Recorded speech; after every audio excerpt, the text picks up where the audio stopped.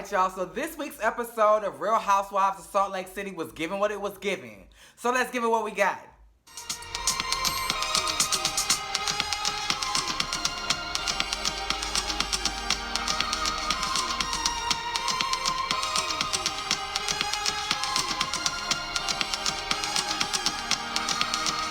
Okay, so the episode basically starts off with Heather letting us know that she gotta throw a baby shower for half her goddamn staff because not half, but is that 1/4? 1/4 of the goddamn staff, that's 5 out of 20 women, is pregnant, and they all having boys. So she was like, you know what? I'm not gonna do traditional gifts. I'm gonna get them baby Range Rovers, and we gonna do the damn thing like that. So she calls her friends over. Jen is amongst the friends that she calls over, and while she's preparing and getting everything together for the baby shower, she starts to talk about her relationship, or lack thereof, because she's divorced. Her husband left her, and she feels like the divorce basically ruined her because in the Mormon culture, you sacrifice everything. You sacrifice all you got just to have a man and a family. And that's what she did. She said she sacrificed so much of herself, so much of what she thought was truly Heather, to have this man and his family, only for the man to say, well, bitch, I ain't finna sacrifice for you, bitch. I'm gone. And not only do she feel ruined because she didn't uphold the Mormon culture, out of 4 generations of marriage, she is the first to be divorced. Girl, damn, that's a low blow. But I'm so glad that Jen was there to be like, girl, you know what? Do what makes you feel happy. I left y'all motherfucking asses because y'all didn't celebrate me or my man, okay? So I had to leave. I had to do what was best for me. So fuck the Mormons. The Mormons. Do what you want to do, girl. Would you even stay in a relationship if it wasn't fulfilling you just for the sake of being married? You would expect the girls to be like, oh no. Baby Heather was like, 1,000%, 1,000,000%, 100,000,000%. Yes. I don't give a fuck if I'm happy or not, bitch. I wanted to stay married. And I'm wondering, like, I know you want to uphold the Mormon culture, but bitch, something is off. And then we got to the confessional, and the producer, whoever is asking the questions in the back, bitch, kudos to you. Because the producer was like, so, have you ever even been in love? And when Mama got to thinking about it, she was like, you know what? No. I'm looking at my fingers, girl, because this time I really did get a manicure, and sis did this. I think her name was Holly. But yeah, back to Heather. Mama ain't never been in love. And maybe you've never been in love. No, you never been in love at all. At all. Because you got in this relationship to uphold the Mormon culture, so you really wasn't in love with this man. You just wanted an image. I think you're truly in love with your life now. And the more you focus on you and just bettering yourself, your man gonna come. And he may be black, bitch. So do not count it out. Meredith and Jen. So Jen goes over to Meredith's house because I guess she ain't got shit else to do. You got this big ass mansion. You got a whole staff of 50 people. But you just so fucking lonely. So you decided to go bother Meredith. But Meredith is accompanied by her son and her daughter. Because her son had took off a whole semester because she and her husband were separated. Okay, and I guess he wanted to be there for moral support, but I get it. Daughter was like, nah, I think her name was Caroline, Chelsea, Cora, Chloe, whatever one of them. She was like, fuck that, I'm gonna finish school, and when I get a break, I'll see you when I see you. Oh, Holly really did. I mean, she did her thing. But anyway, when Jen comes over, she's talking to Meredith about the 20s party that Whitney is throwing. Why is she throwing this party? I don't know, because the last party you had did not end well because you said that, you know, dishes was broken, all your good liquor was drunk, and you let all these hoes in your house. So I don't really think you're the party throwing type, but you want to throw a party? Okay. But here's the thing that's not okay. You, Jen, because you sitting up there talking about, even though you pushed them out of your vagina, these 2 are my kids. Well, your kids hate you. Your kids do not like you, especially that Brooks, the gay one, the one that's for us, she don't like you at all. Now, Chloe was a little quiet and was like, girl, we just finna go to Best Buy because you get on our nerves and we just want to get away.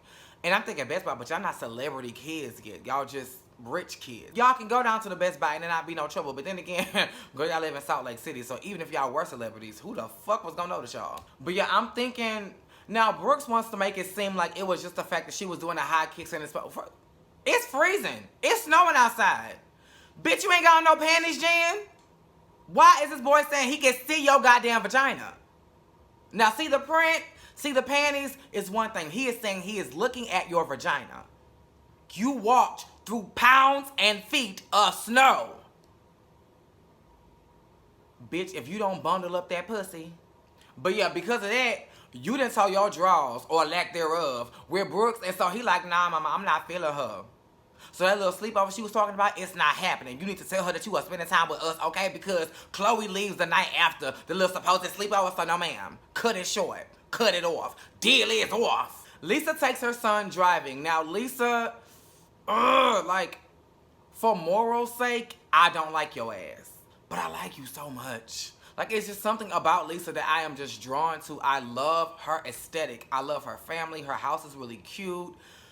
I just love Lisa. I really do. And there's nothing really to talk about in this scene other than the fact that Lisa was taking her son driving. And Jack, I love the kids. The kids in the show is everything. And I hope y'all stay on for seasons to come so we can see these kids develop and grow up. Because Jack is everything. He was like, I pull out game and strong. Boy, you white. What the fuck you know? I pull out game. Mary and Meredith. So they sit down and talk, and Mary was like, girl, I feel like I'm losing my son. He's 17, he's at that pivotal age, and girl, I'm in love with him, and he's the love of my life, but I am no longer the love of his. On top of the fact that he got a girlfriend, and I'm not trying to push her away, but bitch, I do not want her in my son's life because I want my baby to myself. And then Meredith was like, well, I forgot what Meredith said. Honestly, this thing was quite boring. I just put it up in there because we got a little bit more information and backstory on Mary. Mary was like, I feel like I'm losing my husband too. Well, duh, because he wasn't yours to begin with. Like, what the fuck? So apparently this is the second husband. She wants to make it known that this is not her biological grandfather. But bitch, any man that has been inside my grandma will not be inside of me, bitch. I don't give a fuck if it was just a postman. Bitch, you can keep it stepping because you been fucking my grandmother. Like, that is disgusting. You don't think of your grandma when you fucking your husband? Knowing that he was fucking her previously? Like, you... That... But she said she losing her son. Then she said she losing her man. Then she said she was losing her mom. Well, she said she lost her mama because mama was... I don't think the mama was really mad about the marriage and how disgusting that was. She was mad because she wanted it. I want the church. I want the life. I want the funds. And I know I'm jumping ahead, but at the church, when she gave more intel on her life, she was like, Granny gave me everything. Granny was like, I want you to have everything I didn't have. I want you to have everything I got. I want you to have everything that's coming to me. And it's just like, she don't got no other kids other than your mama. You ain't got no other sister. Why are you out of everybody? And then let's just stop at the mama. Why is it that that woman bypassed her daughter to give everything she had to her granddaughter when her daughter wanted it? You gonna have to explain something to me, mama, because this is just not adding up. No, it's not adding up. And while you losing people and losing things in your life, what you really need to lose is all the motherfucking wigs. Your whole collection of wigs, bitch. Go into the backyard, build you a fire, and burn them bitches. Those are some of the most atrocious wigs I have ever seen in all my days. That is worse than Whitney and her daddy with that Diane Warren goddamn wig. I don't understand what's going on here. No. They are horrible wigs, A. And B, why they down here? You look like you got a fucking unibrow because the wig is... So then we get to see a little bit more about this husband who is, girl, whoever's cooking in the house is doing a good ass job because that man is a bite away from being a motherfucking bowling ball. And don't get me wrong, I like a man with a healthy size. But I like for my man to be proportionate. Why the fuck your head like this and your... This what he giving. Right here, this is what he giving.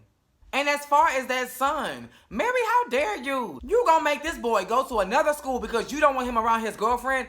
Newsflash, that boy gonna find somebody to fuck regardless. Send him to an all-boys school if you want to. He gonna come back like Brooks. You better watch. That boy gonna get his dick sucked regardless. You send him to another school, he gonna find another girlfriend. He's 17. He cute. And he rich. Girl, the Mormons don't even treat their dudes like that. And you Pentecostal. You know y'all some hoes. Look at your life. Whitney, Daddy, and a Dionne Warren wig go to church, and I was deeply moved by the intent and what him going to church and his state of mind and his state of his life meant for him. I was here for that. But once we saw the theatrics that went on inside of that church, and I am heavy in a church culture. I love me a good shout. I love me a good Kojic church. I love a good praise break. I love a good prayer. But girl, not from Mary. Not from Mary. No. No way. Because no, bitch. What was that? Oh, girl, no, ma'am. Even a prayer, I was just like, this is buffoonery. I really hope God heals this man and really helps him piece his life back together. But girl, say your own prayer when you leave. You know, you and Whitney have a little come to Jesus moment on the ride home because y'all may need a little bit more push. Maybe that was the letter. Maybe that was the envelope, but it damn sure didn't have no stamp on it, so it ain't going nowhere. Please say you a prayer to attach to that prayer. Jen feels some type of way about Meredith being cool with... No, she just feels some type of way about Meredith. Because at first, when she was getting ready for her dress rehearsal for the 20s party, she was mad about the whole situation, and she brought this energy to the baby shower. She was mad at Meredith because Meredith blew her off to hang with her fucking daughter. Oh my God, she 21. She don't want to hang with you. Obviously, she do because she home. She only left when you came. So she don't want to hang with you. And you can't dictate what type of friend Meredith is because she wants to hang with her kids. Oh my God, you're just gonna blow me. You got kids too, bitch. Poof. Like, go hang with them. Like, I don't need to be anybody's only friend. No, ma'am. Do not turn to me for all of your hangout. Because I'm a homebody. I will blow you off just to sit here and watch Netflix. And then when we get to the baby shower, it's almost as if Jen is just not feeling anybody. You got something going on in your life right now. I don't know if it's the auntie getting her legs cut off or what, but something in your life is going on to really just trouble you. You throwing these extravagant parties and you just mad at everybody. Because when you got to the baby shower, you wasn't feeling married. Oh, she's irrelevant. Da-da-da-da. As if the woman never apologized, as if y'all never talked. Yes, we all know the apology was bullshit, but you know what type of person Mary is? Like, why? Whew, girl, why are you that affected by the fact that she said you smell like hospital? She didn't say nothing personally about your aunt to your face, because she damn sure said something about her in the confession. But, and that was some foul ass shit. She got her legs cut off. What do you want me to do? Like, you're an asshole. But I think Jen knows it about you, so why is she surprised that you just being an asshole? I don't get it. And I feel like if Mary shows up and she's taken aback by the fact that Jen is not feeling her after they had a conversation, she will be justified in that because you gave every impression that she was cool with it. Now, just because she's justified in feeling like she's feeling does not mean you're not, Jen. You have every right to sit with something and be like, you know what, bitch, I'm not cool with it. That's your prerogative. But bitch, both y'all need to slow down because y'all moving way too fast.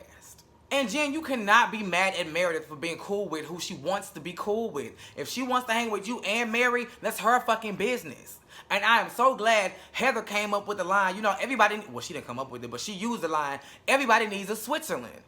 And you was like, now that means you're being a fake friend. Not so much. If you look at the level of Switzerland she's playing, not so much. Now, I'm not finna let her just dog you. I'm not finna let you just dog her. But at the same time, bitch, if I'm cool with the both of y'all, I'm gonna do what the fuck I want to do. This bitch said you smell like a hospital. That is not grounds for me to cut her the fuck off. I'm sorry. It's really not grounds for you to cut her the fuck off, but you can do what the fuck you want to do. And then, Jen, you really talking in circles because you was like, I'm not telling her to choose. But then later on in the conversation, you was like, bitch, vote. Isn't a vote a choice? So you are telling her to choose. Okay. And then finally, the 20s party. And I really just love Whitney. I really do, because she's just like tongue-in-cheek. Like, I'm going to do what the fuck I want to do. I'm going to live untraditional, and I'm going to be happy about it. She wanted to throw a 20s party because 100 years ago, there was a prohibition law in Utah that prohibited liquor. So she was like, bitch, let's drink up. Like, I mean, which is why you and Lisa should actually be cool, because really, y'all laughing in the face of old Utah traditions. And it's so like a little girl who blew them candles out. So it seems like the bulk of the party is going to be shown next week. But when we get there, I have two things that stood out to me before the episode ended. First of all, Did you go to Heather Salon, Whitney? Because I think you went a little heavy on the Botox right around here because you was looking like this. I don't know what was going on with them eyebrows, but bitch, relax. And Jen, girl, you pissed. You saw Meredith and Mary together, and I saw smoke coming from your goddamn ears. And we get to see you really just blow the fuck up next week. And that's how the episode ended, y'all. It gave what it gave, so I gave it what I had. Make sure you are liking, commenting, subscribing, and that your notifications are on. Also, make sure you guys are checking out the Kitty Box. All streaming platforms. This is a podcast that I really, really love. Sunday nights, 10 p.m. Central Standard Time. Again, all streaming platforms, just search the Kitty Box. Thank you for loving me, and I love you back. Same place, same time.